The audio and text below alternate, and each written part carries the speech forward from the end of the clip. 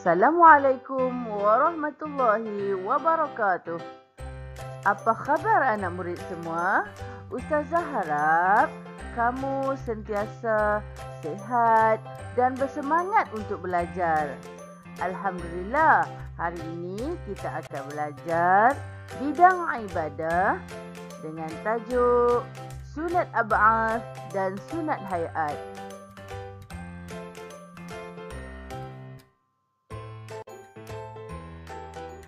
Murid, apakah itu sunat hayat?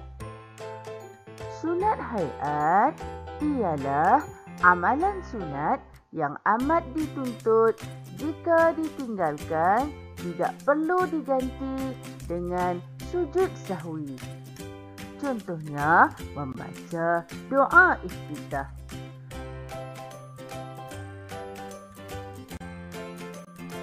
Murid-murid, jika sebelum ini kita sudah belajar sunat hayat dari segi perbuatan, hari ini kita akan melihat apakah pula sunat hayat dari segi bacaan. Yang pertama, sunat hayat dari segi bacaan ialah melafazkan takbir intiqalat, iaitu yang mengiringi setiap perpindahan perbuatan dalam solat. Apakah itu takbir intiqalat? Takbir intiqalat yang dilakukan ialah takbir yang dilakukan ketika perpindahan daripada satu rukun solat kepada satu rukun solat yang lain. Apakah lafaz takbir intiqalat? Allahu Akbar. Ketika kita hendak berpindah kepada sesuatu perbuatan, kita mengatakan Allahu Akbar. Yang kedua ialah membaca isti'azah sebelum membaca Al-Fatihah dan menyebut kalimah Amin selepas bacaan Al-Fatihah. Bacaan isti'azah itu apa? Iaitu bacaan A'udzubillahi minasyaitonirrajim. Okey. Yang ketiga, membaca doa iftitah.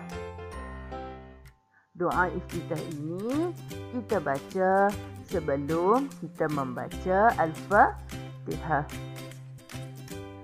Yang keempat, membaca surah selepas membaca Al-Fatihah pada rakaat pertama dan rakaat kedua.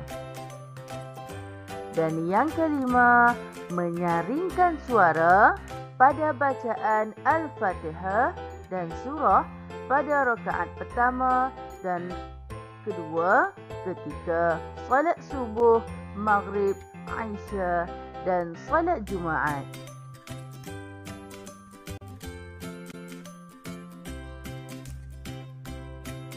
Yang keenam, membaca tasbih ketika rokok dan sujud. Murid-murid, siapa tahu apakah bacaan ketika rokok dan sujud? Ya, bacaan ketika rokok ialah Subhana Rabbiyal Azim wa bihamdih. Dan bacaan ketika sujud Subhana Rabbiyal A'la wa bihamdih. Kita baca 3 kali ketika rokok dan ketika sujud. Yang ketujuh, membaca Sami'allahu liman hamidah dan Rabbana lakal hamd ketika bangun daripada rokok. Yang ke-8, membaca doa ketika duduk antara 2 sujud. Apakah bacaan doa ketika duduk antara 2 sujud? Ya, Rabbi ghafirli warhamni wajburni warfa'ni warzuqni wahdini wa'afini wa'fu anni. Yang ke-9, membaca selawat Ibrahimiyah. Dan yang ke-10, memberi salam yang kedua.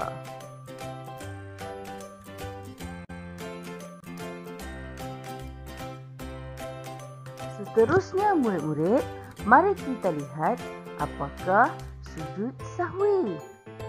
Sujud sahwi ialah sujud yang dilakukan apabila kita tertinggal salah satu daripada perkara-perkara sunat ab'ad di dalam solat.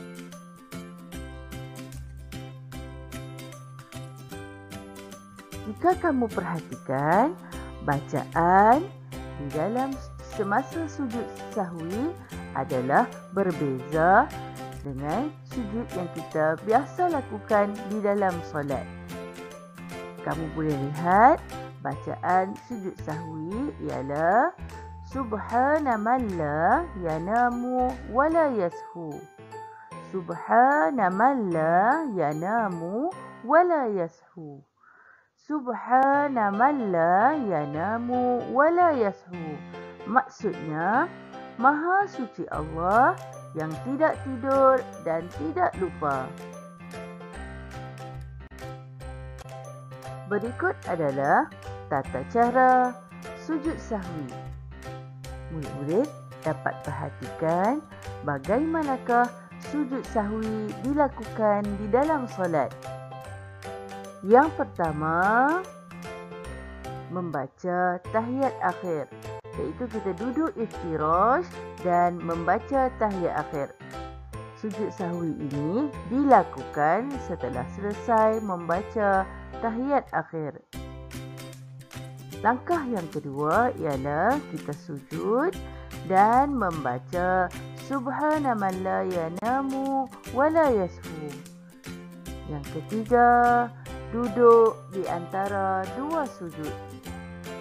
Dan yang keempat, kita sujud sekali lagi buat kali yang kedua.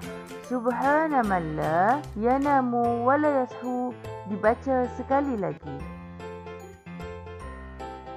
Yang kelima, duduk tawarruk. Dan yang keenam, memberi salam dengan lafaz Assalamualaikum warahmatullahi wabarakatuh. Murid-murid, bagi menguji kefahaman kamu terhadap perkara-perkara sunat di dalam solat, mari kita lihat permasalahan yang berikut.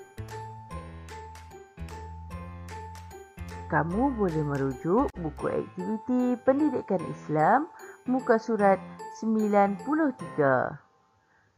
Kita tengok arahan pada muka surat 93.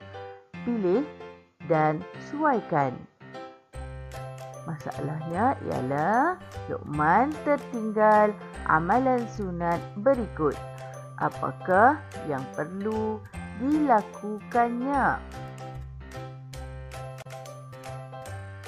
Luqman tertinggal duduk tahiyat awal. Kamu pastikan sama ada perbuatan duduk tahiyat awal ini, tertinggal duduk tahiyat awal ini hendaklah digantikan dengan sujud sahwi ataupun tidak digantikan dengan sujud sahwi. Yang kedua, Luqman tertinggal melafazkan takbir intiqalat mengiringi setiap perpindahan perbuatan dalam solat. Yang ketiga, membaca selawat ke atas Nabi Muhammad SAW dalam tahiyat awal. Yang keempat, membaca surah selepas membaca Al-Fatihah. Dan yang kelima, berselawat ke atas keluarga Nabi Muhammad SAW semasa bacaan doa qunut. Yang keenam, membaca doa ketika duduk antara dua sujud. Yang ketujuh, berselawat ke atas Nabi Muhammad SAW semasa qunut. Dan yang ke-8, membaca selawat Ibrahimiyah. Kamu dikehendaki memastikan ke-8 perkara ini jika ditinggalkan, adakah hendak diganti dengan sujud sahwi ataupun tidak? Selamat menjawab.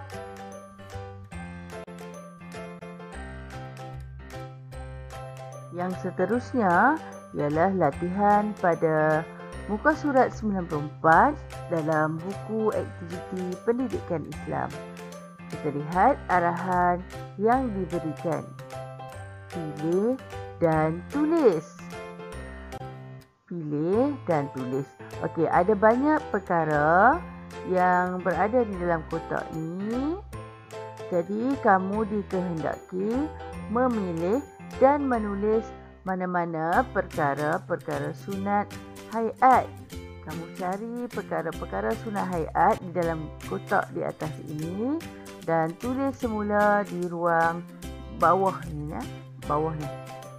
Nombor 1, nombor 2, nombor 3, nombor 4, nombor 5 bermakna ada 5 perkara sunat hayat yang kamu perlu tulis. Yang pertama, membaca doa iftitah. Yang kedua, berdiri semasa membaca doa qunut. Yang ketiga, membaca tasbih ketika rokok dan sujud. Yang keempat, membaca selawat ke atas Nabi Muhammad SAW dalam tahiyat awal. Dan yang kelima, memalingkan muka ke kanan dan ke kiri ketika memberi salam. Yang seterusnya, mengangkat kedua-dua tangan ketika takbiratul ihram. Yang seterusnya, duduk iftirash dan duduk tawarruk. Seterusnya, membaca doa qunut. Dan yang terakhir, duduk tahiyat awal.